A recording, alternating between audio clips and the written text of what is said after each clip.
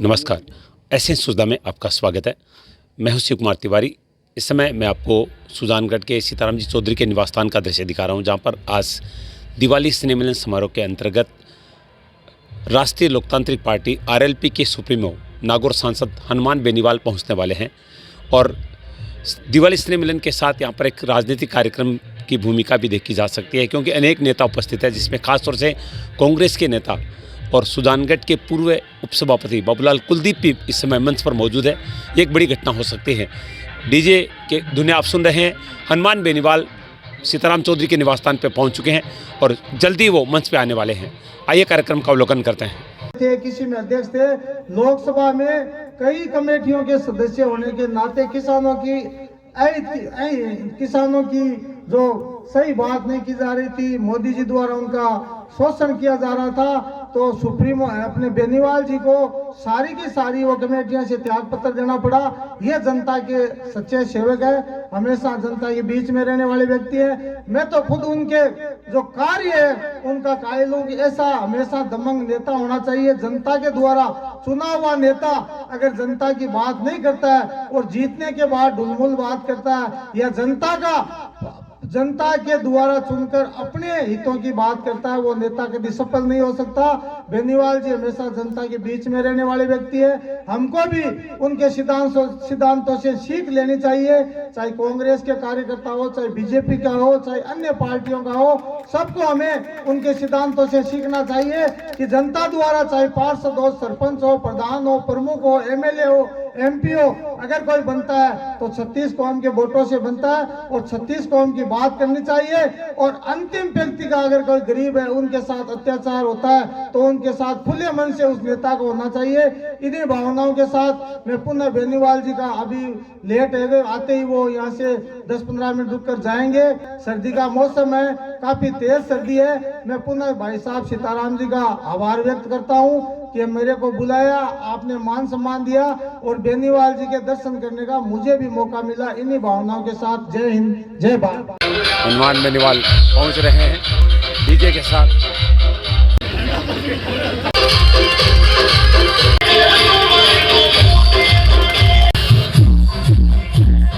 हनुमान बेनीवाल आप देख रहे हैं पहुंच चुके हैं।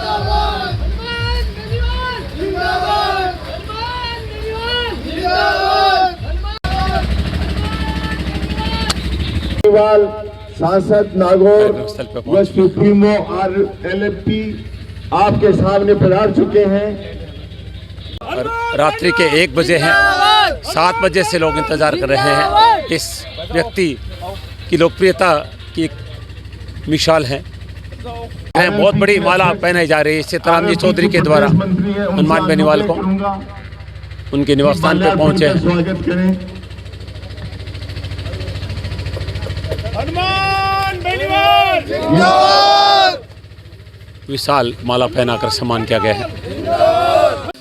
पगड़ी पहनाकर सीताराम जी चौधरी के द्वारा हनुमान जी बेनीवाल का स्वागत सम्मान किया गया है। रतनलाल जी नायक से अनुरोध। तो रात्रि के 1 बजे हैं, 7 बजे से लोग इनका इंतजार कर रहे हैं। रतनलाल नाइक के द्वारा सम्मान किया जा रहा है। युवा नेता सरपंच विश्वजीत के द्वारा सम्मान किया जा रहा है हनुमान बेनीवाल का। खास बात यह है कि अनेक पार्टियों के लोग यहाँ पर उपस्थित हैं। राम कुमार नाइक सम्मान कर रहे हैं। हनुमान जी साइड में थोड़ा, हनुमान जी। पूर्व उपसभापति बाबूलाल कुलदीप सम्मान कर रहे हैं। कि एमपी साहब का माल्यार्पण कर स्वागत करें। खेरिया जी सम्मान कर रहे हैं। गेट निरंजन जी सोनी एक गौ माता का सुंदर स्मृति चिन्ह प्रदान करके हनुमान जी बेनीवाल का सम्मान कर रहे हैं।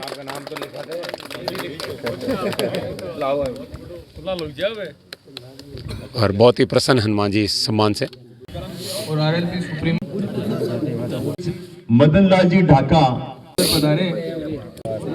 सुखराम जी दोजक। हनुमान जी भाई साहब आरएलपी सुप्रीमो हमारे यहाँ पधारे, उनके लिए उनका बहुत बहुत धन्यवाद। सभी लोग आए, उनको भी बहुत बहुत धन्यवाद। और मैं निवेदन करूंगा हनुमान जी से कि वो 2 शब्द कहे। सुजानगढ़ के अंदर जो जोशीला जानदार शानदार स्वागत किया, और सुजानगढ़ के अंदर थोड़े महीने पहले जो उपचुनाव था उसके अंदर जबरदस्त जन समर्थन सुजानगढ़ विधानसभा क्षेत्र के अंदर आपने राष्ट्रीय लोकतांत्रिक पार्टी के प्रत्याशी भाई सीताराम जी नाइक को समर्थन देके पूरे प्रदेश के अंदर ये संदेश दिया कि राजस्थान का जवान और किसान तीसरे विकल्प के रूप में राष्ट्रीय लोकतांत्रिक पार्टी को स्वीकार करता है। और ये उसी समर्थन का परिणाम था कि बल्लभनगर का जो अभी चुनाव हुआ उसमें राष्ट्रीय लोकतांत्रिक पार्टी ने भारतीय जनता पार्टी की जमान जब्त कराई और बगल वाले इलाके में और बगल की कॉन्स्टिट्यूंसी में भाजपा को 3rd नंबर पे धकेला। सुजानगढ़ और नागौर में कोई अंतर नहीं, ये भी मारवाड़ का हिस्सा है। और मैं जब विश्वविद्यालय के अंदर राजनीति करता था तब से लेके आज तक चूरू जिले का सुजानगढ़ का हर किसान का बेटा किसी न किसी तरह प्रत्यक्ष रूप से अप्रत्यक्ष रूप से, चाहे वो किसी भी पार्टी में बैठा होगा, परिवार किसी भी पार्टी में होगा, लेकिन उनका बेटा हनुमान बेनीवाल का हमेशा साथ देता है, उसकी विचारधारा से सहमत है। ये मजबूत इलाका है और इस इलाके की मजबूती के बारे में ज्यादा कहने की आवश्यकता नहीं। देश की सीमाएं अगर सुरक्षित है तो शेखावाटी अंचल के बाद सुजानगढ़ मारवाड़ के इस इलाके के किसान के बेटे हमेशा शर्त पे सीने पे गोली खा के इस भारत माता की रक्षा करने के अंदर 1 नंबर पे आते हैं। भाइयों, दुर्भाग्य से यहाँ हमें हमारे नेताओं ने धोखा दिया। नागौर में तो दिया ही दिया। नागौर, जोधपुर, चूरू के अंदर सिंचाई का पानी खेत खेत के अंदर आ सकता था, लेकिन दुर्भाग्य इस बात का है जिसको भी चुन के भेजते हो वो एक का भाई दूसरा वैसा निकलता है। और करते करते 70 साल हो गए। आज जब देश का किसान तकलीफ के अंदर था, किसान के बेटे तो 350 से ज्यादा है लोकसभा के अंदर, तो किसान के नाम से वोट लेके जाते हैं। लेकिन जब राजस्थान से बारी आई कि राजस्थान से किसान की आवाज कौन उठाएगा, ये बॉर्डर खुला हुआ था गुजरात से दिल्ली का। मुझे देश के किसान नेताओं ने कहा, हनुमान जी आप शाहजहांपुर बॉर्डर को जाम कर दो, प्रधानमंत्री में दबाव बढ़ेगा और आप किसानों के साथ सड़क पे आओ, आप किसान के बेटे हो, हम तकलीफ के अंदर है। भाइयों, प्रधानमंत्री की सत्ता को ठोकर मार के, दिल्ली के केंद्र के मंत्री पद को ठोकर मार के अपने भाइयों के सम्मान के लिए शाहजहांपुर बॉर्डर जाम किया। और 70 दिन तक देश में अगर कोई सांसद सड़क पे बैठा, वो नागौर का सांसद सड़क पे बैठ के अपने भाइयों के मान और सम्मान की रक्षा कर रहा था। और उसी का परिणाम था कि तीनों कृषि बिल भी वापिस हुए। लेकिन ये तो मोदी की बारी थी, अब गहलोत को थोड़ी छोड़ेंगे, अब समय आने वाला है। जोधपुर की धरती से संपूर्ण कर्ज माफी, मुफ्त बिजली, टोल मुक्त राजस्थान, मजबूत लोकायुक्त, भय मुक्त, भ्रष्टाचार मुक्त राजस्थान और हमारी स्थानीय इकाइयों में चाहे तेल के कुएं हो या भिवाड़ी के कारखाने, 80% रोजगार इलाके के किसान के बेटों को मिले। हमारी बहन बेटियां रात को 12 बजे राजस्थान के अंदर निकले गलियों में, सड़क पे मजा ले, कोई सामने देख ले, ऐसी कानून की व्यवस्था राजस्थान के अंदर करेंगे। और भाइयों, इसके अंदर आपके समर्थन की बहुत बड़ी आवश्यकता है। मुझे पूरा भरोसा है कि मैं जब विधायक था, चाहे विश्वविद्यालय का अध्यक्ष था, जब भी मैंने अपील करी, सुजानगढ़ से हजारों की तादाद के अंदर नौजवान अपने अपने साधनों से मुझे समर्थन देने के लिए, चाहे मैं किसी भी चिन्ह से लड़ा, इस नागौर, मुंडवा, खींवसर और तमाम इलाकों में आपने हमेशा मेरा साथ दिया। और मैं विश्वास दिलाता हूं, जब तक किसान के बेटों का सत्ता पे कब्जा नहीं करवा देता, इसी तरह मैं तो खुद सोऊंगा रात को और नहीं कांग्रेस और भाजपा के नेताओं को सोऊंगा। आज हमारे इलाकों के अंदर जो प्रमुख समस्याएं, उसके लिए आप देख रहे हो अभी सरकार की हालत, तो 22 साल से देख रहे हो, एक बार वसुंधरा, एक बार गहलोत। कहाँ हमारा राजस्थान शांत प्रदेश हुआ करता था, कहाँ राजस्थान अपराध में 1 नंबर पे आ गया, महिला अपराध के अंदर नंबर 1 पे आ गया, बाल अपराध के अंदर नंबर 5 पे आ गया। ये माथे में जो कलंक लगा राजस्थान के, इस कलंक को धोने के लिए आपको वोट की चोट से कांग्रेस और भाजपा को घर बिठाना। ये तो तय है कि बीजेपी कांग्रेस में एक और 3rd नंबर पर जाना है, वो तो समय 2, 4, 6 महीने के अंदर अपना आप तय कर देगा। क्योंकि मेवाड़ के अंदर जब बीजेपी का जनाधार उठ गया तो राजस्थान के अंदर भाजपा का जनाधार वापस नहीं बढ़ेगा। तो कितनी बीजेपी के लोग ताकत लगा दें, कितना ही झूठ बोल दें।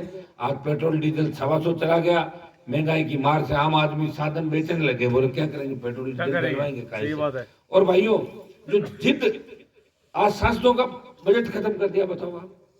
आज एमपी को लोग क्यों बुलाएंगे? अगर उसके पास बजट ही नहीं होगा तो एमपी को कोई बुलाएंगे क्या मुख्य अतिथि? तो नहीं बुलाएंगे। नहीं, मैं लोकसभा के अंदर मैंने कहा था कि एमपी का काम तो ये रह गया, रेल में पढ़ के दिल्ली चले जाओ, फ्री टिकट मिलती 2-3 और वहां पढ़ के वापस स्टेशन में उतर जाओ। ये एमपी का काम रहा क्या भाई? जब बजट ही नहीं है हमारा और प्रधानमंत्री की इतनी भूख आ गई क्या कि एमपी के बजट से कोरोना का खात्मा और कर दिया क्या खात्मा? लाखों लोग कोरोना के अंदर चले गए। मोदी जी बड़ी बड़ी बातें ठोक रहे थे लोकसभा में जब पहला सत्र था, हमारे इंडिया में कोरोना नहीं आया, आ गया ना कोरोना। अब दुनिया भर की दाढ़ी बढ़ानी लंबी, क्या हो गया उससे? जीत गए क्या बंगाल? रविंद्रनाथ टैगोर बन के चले तो बन गए रविंद्रनाथ टैगोर। हाँ तो फिर क्या हालत हुई? तो बंगाल की हुई है। और राजस्थान की राजनीति से बड़ा बदलाव होगा। हो सकता है उत्तर प्रदेश के अंदर नतीजे क्या है मुझे नहीं पता, मैं उत्तर प्रदेश की तरफ गया भी नहीं। अब जब लोकसभा चलेगी मैं जाऊंगा, उत्तर प्रदेश की भी टोल लूंगा जाके, लेकिन उधर जाके आऊंगा तो क्या स्थिति है, एक बार वहां भी प्रयास करेंगे। लेकिन यह तय है कि राजस्थान की राजनीति बड़े बदलाव की ओर है। नए राजनीतिक युग की शुरुआत राजस्थान से होगी। 23 में बदलाव होगा और 24 में भी बड़ा बदलाव इस राजस्थान से होगा। 25 सीट की जो बात करते हैं, अगर आरएलपी इनको मदद नहीं करती तो 12-13 पे ही ये वेंटिलेटर पर अटक जाते भारतीय जनता पार्टी के लोग। 2.5 लाख वोट मुझे क्या दिला दिए? हाँ बदल देंगे। 2.5 लाख वोट मुझे क्या दिला दिए? मैंने कहा लोकसभा के अंदर तुमने 2.5 लाख दिलाए, मैंने 30 लाख दिलाए, मेरे 27.5 लाख उधार है, वापिस दो वोट मैंने ज्यादा दिलाए तुम्हारे। गठबंधन भाइयों, कांग्रेस ने आप कांग्रेस को देख रहे हो, गहलोत सिवाय अपनी सत्ता बचाने के कुछ भी नहीं कर रहा। कल सुबह तो ये बात कहोगे वापिस है, अभी की बात है। खैर आपका जोश और जुनून देख के लग रहा है कि रात को 1 बजे आप इंतजार कर रहे हो। वैसे सुजानगढ़ ला दोगे आप 1-1:30 पौने 2 बजे, नहीं पौने 2 नहीं पौने 1 बजे, पौने 2 बजे। सबसे मजे की बात है कि हमारे भाई साहब 3 बजे से पहले मैं कभी सोता नहीं, इसलिए सही बजे पौने 2 जागने से फिर मेरा भी जो रूटीन टूटता है ना 3 बजे वाला। रात को तो राजस्थान में एक ही नेता घूमता है, वो मैं घूमता हूँ, बाकी नेता तो 8 बजे बाद बंद। और वो घूमेगा तो पुलिस ही 2, 5, 10, 15 गाड़ी लेके डरता डरता घूमेगा। और रात को 3 बजे आया। भाइयों आप सबको पुनः धन्यवाद। मेरी बड़ी इच्छा थी, मैं शिक्षा से जब निकला मैंने कहा मुझे सुजानगढ़ रुकना है, तो मैं सीताराम जी को कहा, इन्होंने कहा 6-7 बजे तक आ जाओगे क्या? मैंने कहा कोशिश 9 बजे तक कर लेंगे, लेकिन आज मैं टाइम पे निकल भी गया था सिरसा से, आधा घंटा लेट हुआ होगा। आपका इतना जन समर्थन, प्यार, प्रेम, आशीर्वाद नौर के पूरे इलाके के अंदर, नौर से लेके पल्लू से लेके सरदार से रतनगढ़ से लेके सुजानगढ़ तक, इतना बड़ा बदलाव मैं देख रहा हूँ। ये नई क्रांति की शुरुआत है राजस्थान की धरती पे, और ये राजस्थान में बदलाव के बाद देश में बदलाव होगा। जोधपुर में रैली के बाद अब की बार हमने तय किया कि मेवाड़ के अंदर चलेंगे और मेवाड़ के बाद सीधा चूरू के अंदर रैला करेंगे 5 से 7 लाख लोगों का। उस समय चूरू जिले के प्रत्येक ग्राम पंचायत में चले जाएंगे। मुझे पूरी उम्मीद है कि चूरू के अंदर वो संभावनाएं, इनको इनकी ताकत याद दिलानी है, क्योंकि सालासर बालाजी का स्थान भी चूरू जिले के अंदर है। ताकत याद दिलाना आपका भाई आपके बीच आ गया, आ जाऊंगा और चूरू की रैली से देश को संदेश देंगे अब राजस्थान के अंदर बदलाव होगा। न कांग्रेस चलेगी न भाजपा, अब किसान चलेंगे राजस्थान के अंदर। आप सबको बहुत बहुत धन्यवाद।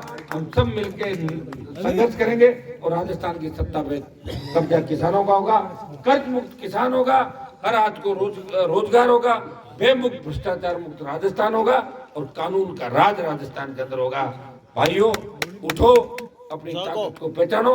भगत सिंह की भूमिका के अंदर नौजवानों को चलना है और माताएं मैंने झांसी की रानी लक्ष्मीबाई बन के इस राजस्थान के अंदर इस जो भ्रष्टाचार रूपी रावण की लंका है इसमें मिलकर हम आग लगाएंगे। तो यहाँ तो उम्मीदवार थे तमाम सम्मानित मंच और मदन जी ढाका चूरू के जिलाध्यक्ष सहित जितनी भी टीम मेरे साथ चूरू जिले की, नागौर के सारे लोग आए, सबको बहुत बहुत धन्यवाद। इसी तरह आप समय समय पे मुझे मजबूती देते रहे और अपना प्यार प्रेम आशीर्वाद देते रहे। मैं आपके लिए लड़ता रहूंगा। मैं वो योद्धा हूँ जो रण के अंदर आपको अकेला छोड़ के नहीं भागूंगा, पीठ दिखा के नहीं भागूंगा, आपकी जय जयकार कराऊंगा। जय हनुमान बेनीवाल आ गया। किसी भी मामले के अंदर अगर पकड़ लिया हाथ में ले लिया, उस मामले के अंदर जीत करा के माना हूं और प्रत्येक जाति के लिए लड़ा हूं। लोग जातिवाद का आरोप भी लगाते हैं, लेकिन राजस्थान के अंदर अगर किसी भी जाति ने मुझे याद किया तो मैंने उस जाति की लड़ाई लड़ने के लिए आगे की पंक्ति में खड़ा मिला, अन्याय के खिलाफ हमेशा खड़ा मिला और प्रत्येक व्यक्ति ने जो बात कही उसी हिसाब से चला। इसलिए आपका बड़ा समर्थन मुझे राजस्थान और देश के अंदर मिला। बहुत बहुत आपको धन्यवाद।